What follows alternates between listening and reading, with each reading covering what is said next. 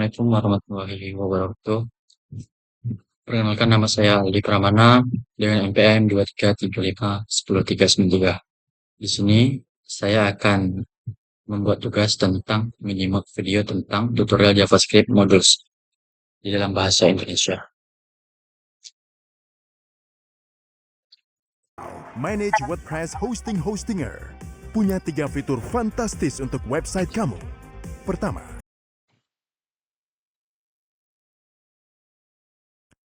Halo teman-teman, selamat datang di kelas JavaScript, di mana di sini kita akan bahas tentang JavaScript modules. Sebelum kita mulai ke materi, kita akan kenalan dulu ya. Jadi nama saya adalah Eko Kurniawan Kanedi. Saat ini saya kerja sebagai Technical Architect di salah satu e-commerce terbesar di Indonesia. Saya sendiri sudah kerja lebih dari 10 tahun, dan biasanya di sela-sela kesibukan saya bekerja, saya biasanya menyempatkan diri berbagi konten soal programming di website Programmer Zaman Now atau di YouTube channel Programmer Zaman Now. Kalau teman-teman ingin diskusi secara langsung dengan saya, teman-teman bisa kontak saya lewat Telegram ya. Saya sering aktif di sana. Atau jangan lupa juga follow sosial medianya Programmer Zaman Now, ada di Facebook, Instagram, YouTube, dan juga ada di Telegram channel. Kalau teman-teman dari perusahaan teman-teman misalnya butuh konsultasi, entah itu mengadakan training, pelatihan, atau konsultasi, teman-teman bisa kontak lewat email pribadi saya. Oke, jadi ini materinya bukan materi JavaScript dasar, jadi pastikan sebelumnya teman-teman sudah belajar kelas-kelas yang sudah saya buat sebelumnya. Yang pertama, teman-teman harus sudah belajar dulu tentang HTTP, ya. Lalu teman-teman juga sudah belajar tentang JavaScript dasar, JavaScript Object Oriented Programming, dan yang terakhir adalah JavaScript Standard Library. Nah, ini semua sudah saya buat kelasnya, jadi pastikan teman-teman sudah tonton ya kelasnya dan pelajari kelas-kelas sebelumnya ini. Kalau teman-teman sudah selesai menyelesaikan semua kelas ini, oke. Next-nya kita akan belajar tentang JavaScript modules. Nah, ini agendanya lumayan banyak. Nanti kita akan berkenalan dengan JavaScript modul itu apa. Nanti kita akan coba menggunakan live server. Lalu kita akan bandingkan perbedaan tanpa menggunakan modul dengan menggunakan modul, perbedaannya apa. Lalu kita akan belajar yang namanya export dan juga import, lalu alias, dan lain-lain. Banyak sekali yang akan kita bahas di materi ini. Oke, nggak usah berlama-lama ya intronya, kita akan langsung masuk ke materi.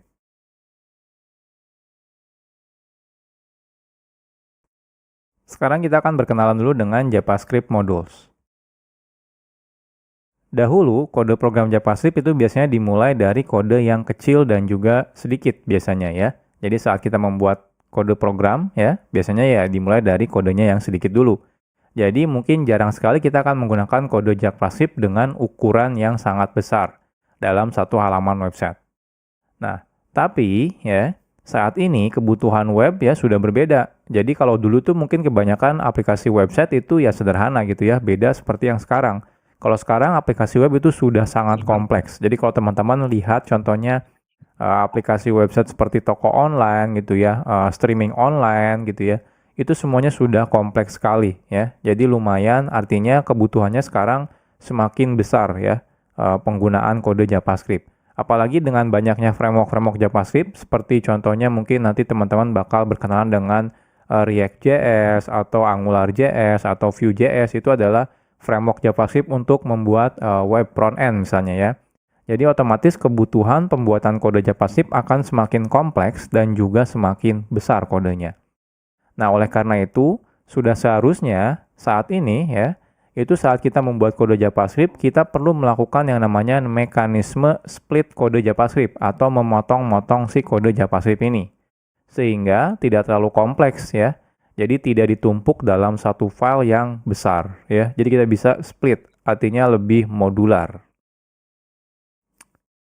Oke. Jadi inilah salah satu tujuan adanya fitur JavaScript modules. JavaScript modules sendiri ini adalah fitur yang lumayan modern sebenarnya ya. Jadi kalau teman-teman masih menggunakan browser versi lama, mungkin beberapa browser tidak mendukung JavaScript modules gitu ya. Jadi JavaScript modules ini merupakan fitur di mana kita bisa membuat modul ya, yaitu adalah kode JavaScript yang bisa digunakan ulang ya untuk kode JavaScript. Jadi biasanya kan kalau kita bikin kode JavaScript mungkin di dalam satu file, ya anggap saja file-file tersebut adalah modul ya. Jadi JavaScript modules ini diawali sebenarnya dari teknologi yang namanya Node.js. Nah, selanjutnya banyak library yang akhirnya mengadopsi penggunaan JavaScript modul yang dilakukan di Node.js gitu ya. Nah, agar bisa berjalan di web browser tanpa menggunakan Node.js. Nah, contohnya ada library yang namanya CommonJS, ada yang library namanya AMD, ada Require.js. Itu semua mereka melakukan mekanisme seperti mengadaptasi ya modul yang biasa digunakan oleh si Node.js.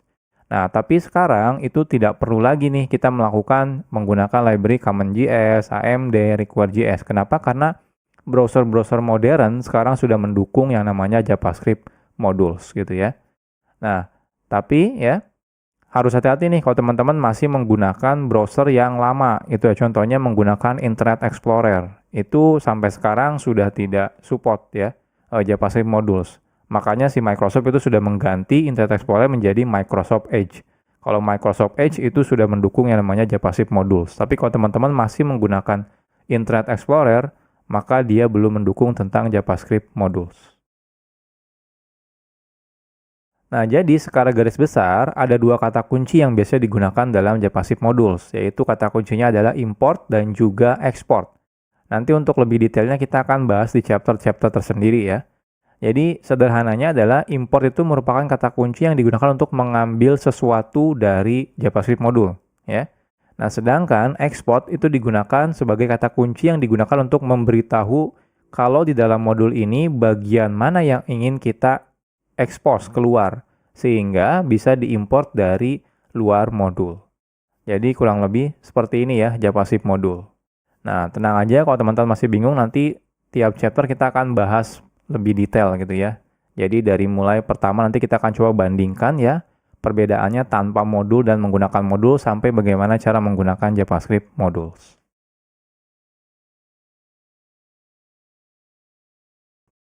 Oke, sekarang kita akan membuat projectnya terlebih dahulu ya. Sederhana aja, kita akan buat folder kosong namanya adalah belajar JavaScript modules. Oke, saya akan masuk ya. Teman-teman silakan buat folder. Saya akan menggunakan perintah terminal ya. Teman-teman kalau mau menggunakan UI juga boleh, silakan. Intinya kita buat folder. Saya akan masuk ke tempat saya biasa development. Lalu saya akan make directory namanya belajar JavaScript modules ya. Lalu kita akan masuk. Nah, silakan teman-teman buka foldernya, bisa menggunakan JetBrains WebStorm atau menggunakan Visual Studio Code. Saya akan buka menggunakan dua-duanya ya, WebStorm dan juga Visual Studio Code.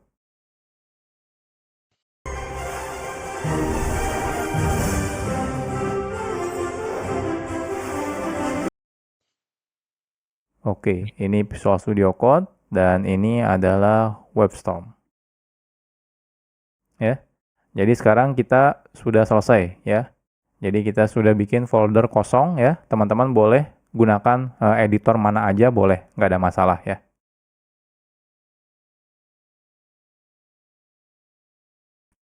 Oke, sekarang kita akan bahas tentang live server. Saat kita menggunakan fitur yang namanya JavaScript module, itu sangat disarankan teman-teman menjalankan kode JavaScript-nya di dalam web server. Jadi artinya tidak langsung dari file teman-teman buka menggunakan web browser. Jangan ya. Kenapa? Karena beberapa mungkin tidak akan jalan kalau teman-teman bukanya langsung dari file. Jadi teman-teman harus beneran running dalam mode web server. Nah, hal ini karena spesifikasi dari JavaScript module meminta secara default kode JavaScript perlu di satu domain server yang sama. Jadi kalau teman-teman misalnya membuka file HTML-nya menggunakan URL file.2// di depannya gitu ya, maka dikhawatirkan akan terjadi error yang namanya CORS atau singkatan dari Cross Origin Resource Sharing gitu ya. Jadi pastikan teman-teman nanti menggunakan web server. Nah, di sini kita akan coba menggunakan web server ya. Dan tapi web servernya itu sangat gampang digunakannya gitu ya. Jadi teman-teman tidak perlu menginstal aplikasi tambahan seperti misalnya Nginx atau misalnya Apache HTTPD, itu nggak perlu gitu ya. Sudah ada plugin bawaan dari Visual Studio Code atau juga JetBrains ya. Itu sudah ada. Jadi teman-teman tidak perlu menginstal secara manual. Oke, kita mulai dari yang pertama. Jadi yang pertama itu kalau teman-teman menggunakan Visual Studio Code ya, teman-teman bisa install plugin namanya adalah Live Server. Jadi plugin ini nanti bisa digunakan untuk menjalankan local web server ya. Jadi lebih gampang nih kalau teman-teman menggunakan plugin ini ya. Jadi plugin live server ini bisa digunakan untuk menjalankan local web server, sehingga saat teman-teman nanti mengakses kode JavaScript-nya, kita bisa menggunakan domain localhost ya. Atau misalnya 127.0.0.1. Oke, jadi ini pluginnya. Kalau teman-teman lihat di sini, silakan diinstal ya. Jadi kalau di Visual Studio Code-nya, teman-teman masuk ke bagian extension, cari langsung live server. Nah, di sini live server ya, kebetulan saya sudah menginstalnya. Kalau teman-teman sudah install, di pojok kanan bawah ini ada tombol Go Live. Ketika teman-teman klik Go Live, nanti dia akan merunningkan local web server ya terhadap folder yang sekarang kita buka. Ya, kebetulan di sini foldernya masih kosong ya. Nah, selanjutnya kalau teman-teman misalnya menggunakan JetBrains ya, JetBrains IDE itu tidak perlu menginstal apa-apa lagi. Di dalam JetBrains IDE seperti IntelliJ IDEA, WebStorm gitu ya, PHP Storm, Golang itu ya, itu semuanya sudah ada local web server. Jadi teman-teman tidak perlu menginstal plugin tambahan. Oke, jadi gimana caranya? Oke, jadi sekarang saya akan coba buat file HTML di sini ya. File HTML-nya isinya misalnya index. Jadi index HTML, di sini misalnya belajar JavaScript modules. Oke, saya perbesar. Nah, seperti ini ya. Saya save. Nah, di Visual Studio Code juga sudah ada nih index.html. Ini saya perbesar dulu. Oke. Setelah ini teman-teman kalau di Visual Studio Code dulu ya, kita klik yang tombol Go Live ini. Ketika saya klik, nah lihat dia otomatis membuka browser. Browsernya ini langsung buka 127.0.0.1 di portnya 5500. Ini udah otomatis jalan menggunakan local web server ya. Nah, bahkan dia bisa auto reload. Jadi kalau teman-teman di sini edit gitu ya, saya tambahkan H1 misalnya belajar JavaScript module, saya save ya. Nah, lihat dia langsung reload, berubah ya. Perubahannya langsung kelihatan di sini. Jadi ini enaknya kalau menggunakan live server. Nah, kalau teman-teman menggunakan WebStorm, itu ketika teman-teman buka file HTML, nah di pojok kanan atas di sini ada tombol untuk menjalankan dalam mode live server. Jadi cukup klik misalnya Google Chrome ya. Ketika saya klik Google Chrome di sini, nah dia akan buka Google Chrome. Agak berbeda. Contohnya di sini hostnya menggunakan localhost, portnya 63342, mungkin berbeda ya. Dia biasanya random, beda seperti yang di Visual Studio Code, dia portnya 5500. Kalau yang di JetBrains, dia random biasanya. Lalu di sini diikuti dengan nama foldernya biasanya. Kalau di sini enggak, ya nggak ada nama foldernya. Tapi kalau di sini ada nama foldernya. Tapi dia tetap ada hot reload-nya ya. Jadi kalau teman-teman ubah, di sini saya ubah 2 baris, saya save. Saya buka browser, nah lihat, dia otomatis hot reload ya. Jadi langsung ke reload seperti ini ya. Jadi ini mulai sekarang, jadi saya tidak akan menjelaskan lagi ya. Jadi saya pastikan kalau teman-teman nanti menggunakan belajarnya ya di JavaScript modul ini, pastikan selalu menggunakan local web server. Jadi saya ajarkan live server, kenapa? Karena ini yang paling mudah. Teman-teman tidak perlu menginstal aplikasi tambahan. I have 12 emails, 30 messages, and a proposal due by 10. How am I already underwater? I'm in the same boat.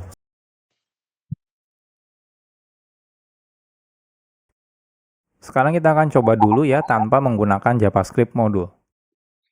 Sebelum kita membahas tentang JavaScript modul, sekarang kita akan coba dulu ya membuat kode program JavaScript tapi tidak menggunakan JavaScript modul.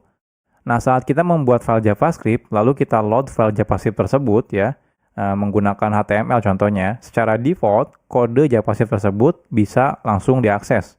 Baik itu misalnya di dalamnya ada variabel atau function atau class, itu secara default bisa langsung diakses ketika kita include ya ke dalam si HTML menggunakan script source misalnya seperti itu. Oke, misal saja kita punya kode JavaScript seperti ini. Jadi kita punya namanya library.js. Isinya ada 2 function, say hello dan say goodbye. Oke, kita akan coba. Jadi di sini saya akan buat satu folder ya. Nama foldernya adalah scripts. Nah, di sini kita akan buat JavaScript file namanya library. Jadi kita akan buat function yang namanya say hello, name,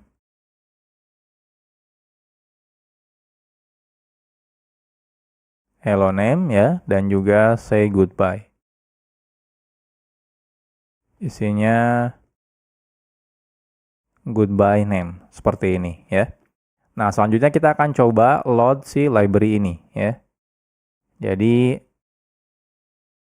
kita akan gunakan library ini ya, kita load menggunakan script source script/library misalnya ya. Lalu secara otomatis kalau kita sudah load ya filenya, secara default otomatis semua yang ada dalam library ini ya, library.js itu akan bisa diakses dari tempat ini ya, tempat di mana kita sudah meload si filenya. Contohnya di sini misalnya say hello dan say goodbye. Oke, kita akan coba. Jadi di sini kita akan buat ya file HTML without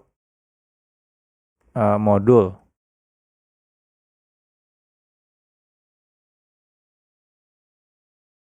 Oke, jadi di sini kita buat dulu script, source-nya kita ambil script/library.js ya. Lalu di sini kita say hello, misalnya echo, say goodbye echo, seperti ini ya. Nah, kita lihat apa yang terjadi.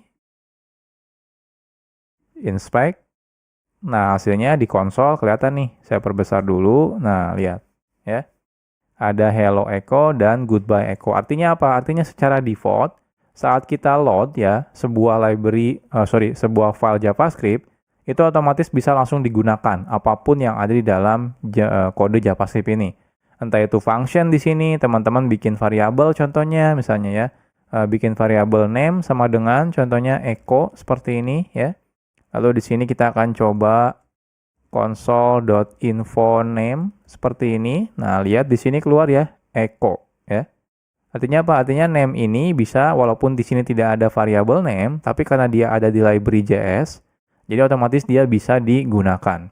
Ini behavior default ya kalau kita meload file JavaScript. Jadi semuanya bisa diakses. Ini kadang-kadang agak sedikit berbahaya, apalagi kalau kita meload misalnya beberapa library JavaScript gitu ya, beberapa file JavaScript, ternyata ada beberapa function yang sama atau juga nama variabel yang sama. Otomatis akan terjadi bentrok. Ya. Ya, salah satunya inilah kenapa kita butuh yang namanya JavaScript module.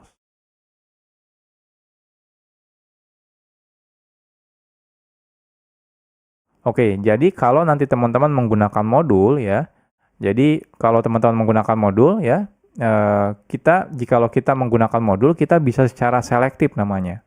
Jadi milih-milih gitu ya. Jadi bagian kode mana yang akan diekspos keluar. Kalau tadi tanpa menggunakan modul, teman-teman langsung include menggunakan source JavaScript biasa, itu semuanya yang ada di dalam file JavaScript tersebut otomatis diekspos gitu ya.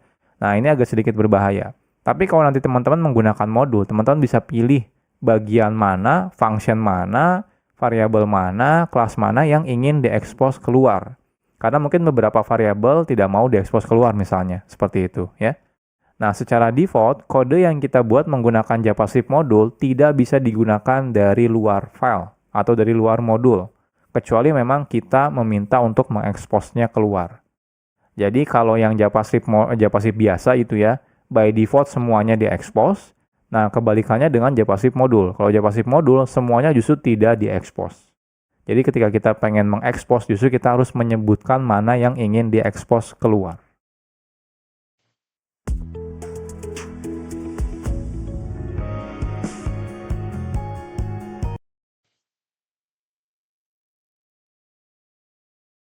Sekarang kita akan coba buat JavaScript modul.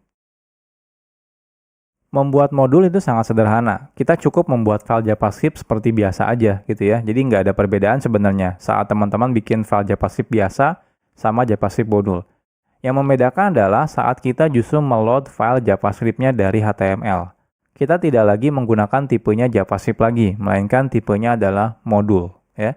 Jadi kan biasanya kita script type JavaScript, defaultnya kita ganti menjadi script type modul ya. Oke. Nah, sebelum kita lanjut, nah teman-teman jangan sampai bingung ya. Jadi di sini saya mau bahas tentang file yang JavaScript dan juga modul JavaScript. Jadi kalau teman-teman nanti ketemu dengan file yang namanya .mjs, sebenarnya itu adalah file JavaScript juga, ya. Nah, karena file JavaScript modul sebenarnya sama dengan file JavaScript biasa, kadang developer sering membedakan nama filenya antara JavaScript biasa dengan JavaScript modul, ya. Biasanya kalau JavaScript modul, developer biasanya menggunakan file namanya .mjs, ya. Jadi modul JavaScript. Nah, hal ini sebenarnya tidak ada kewajiban. Jadi teman-teman boleh tetap menggunakan .js atau kalau pengen beda nih biar kelihatan ya, ini kalau ini adalah kode modul gitu ya.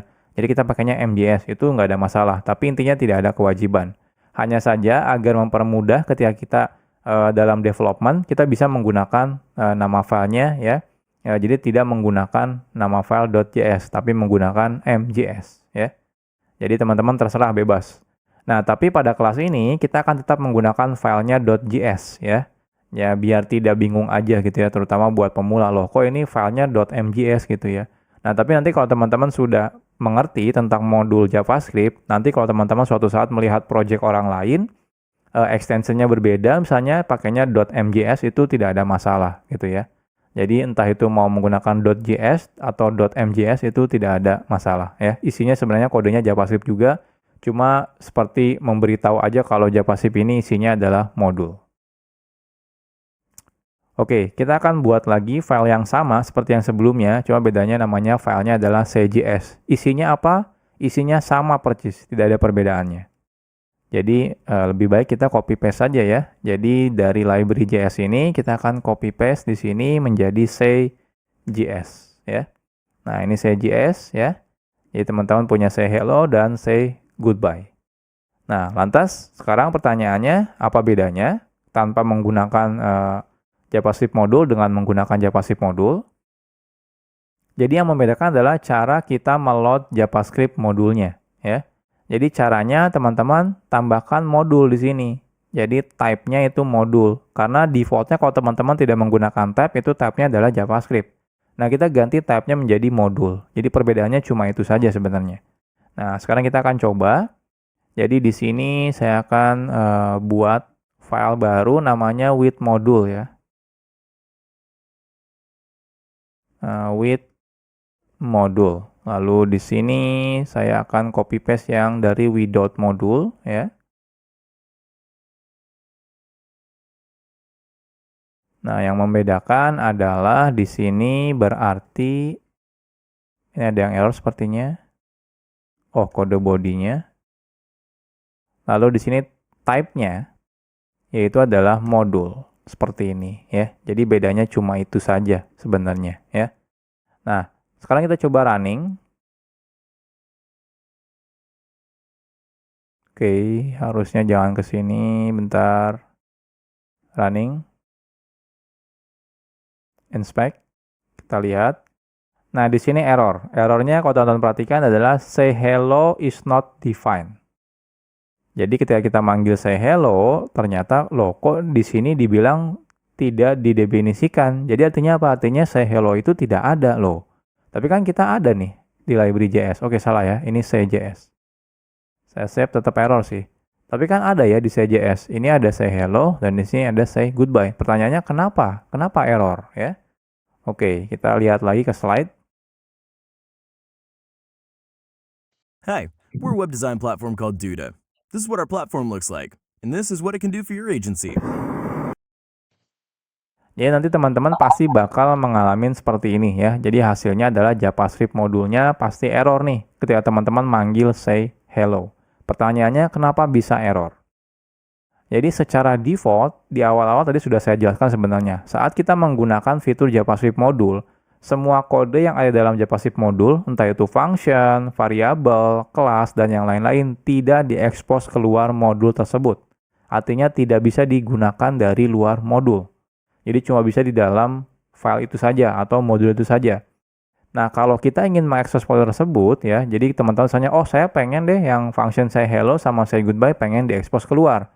Nah, kita harus memberitahunya secara eksplisit. Jadi caranya adalah menggunakan kata kunci export yang akan kita bahas di chapter selanjutnya.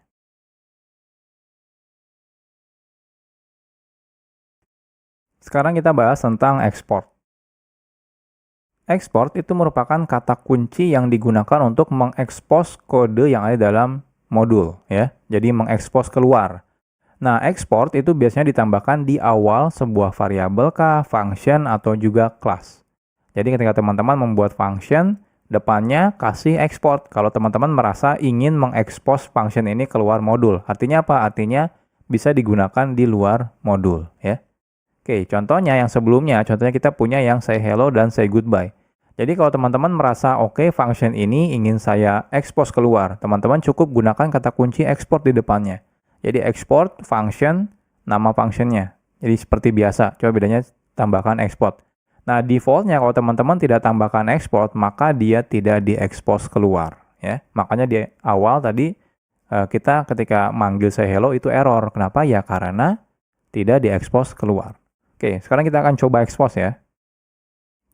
Jadi yang say hello-nya ini kita akan coba tambahkan export, ya. Lalu say goodbye-nya kita tambahkan export juga. Artinya yang say hello dan say goodbye sudah diekspor, ya. Jadi sudah diekspos keluar. Nah, di sini harapannya adalah say hello dan say goodbye-nya itu jalan. Nah, kita coba refresh. Oke, ternyata masih tetap error nih. Say hello-nya tetap is not defined. Nah, kenapa ini? Padahal kita sudah export ya. Harusnya kalau error ya harusnya di sini yang error karena name-nya belum didefinisikan. Tapi say hello dan say goodbye harusnya sudah diekspor ya. Ini kan sudah diekspor, ini sudah diekspor. Cuma kalau ini tidak diekspor. Oke, kenapa ini bermasalah? Masih tetap bermasalah. Kita akan bahas di chapter selanjutnya.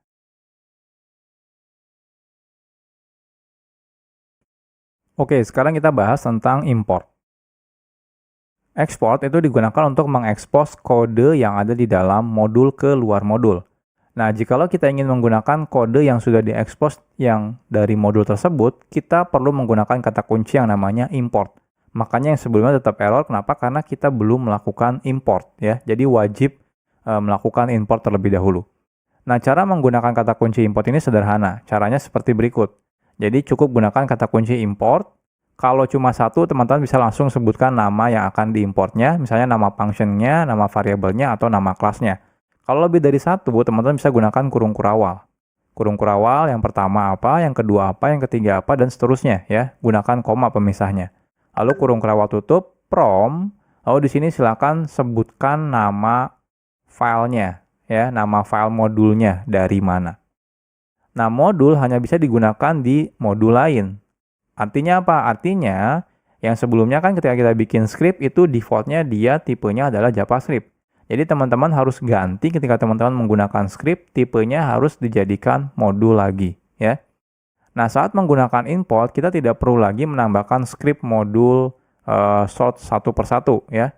Karena sudah dihandle secara otomatis oleh si browser. Jadi ketika teman-teman menggunakan import, lalu lokasi file JS-nya, dia otomatis akan meload si file JavaScript modul tersebut. Jadi teman-teman tidak perlu menambahkan lagi tag script, habis itu type-nya modul, habis itu source-nya dari file modul yang mana, itu nggak perlu lagi gitu ya.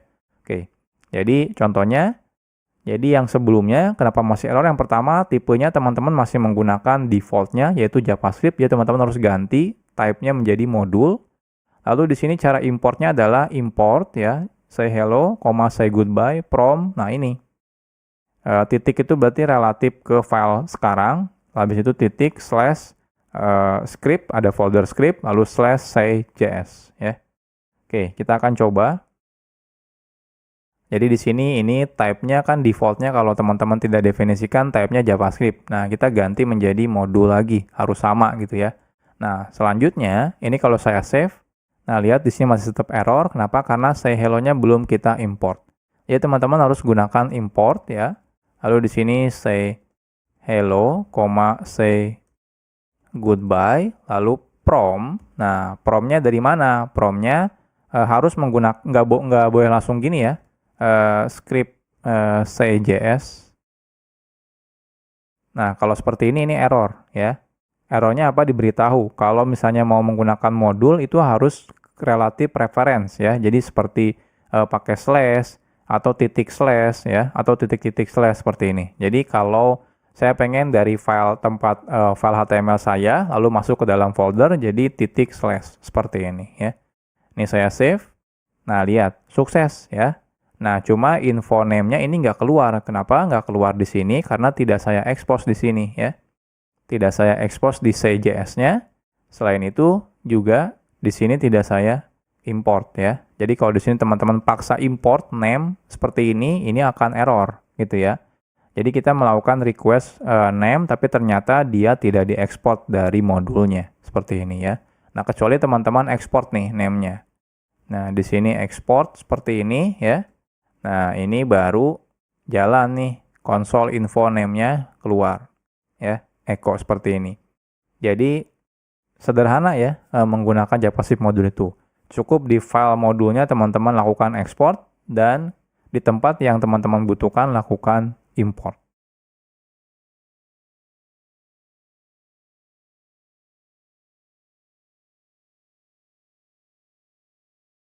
Baik, mungkin hanya itu video untuk menyimak materi yang sudah dikirim oleh Bapak Muhammad Rizky Fadilah. Sekian dari saya. Saya ucapkan wassalamualaikum warahmatullahi wabarakatuh.